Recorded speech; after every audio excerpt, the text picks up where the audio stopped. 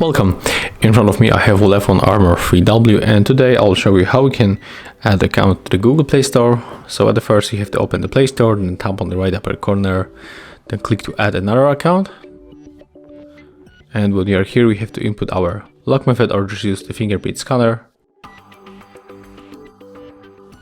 Right now we have to input your email.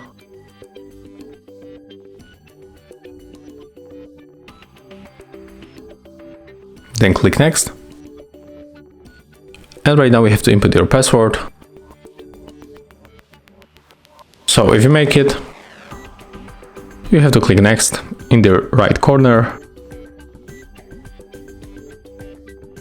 Then read this stuff and click next.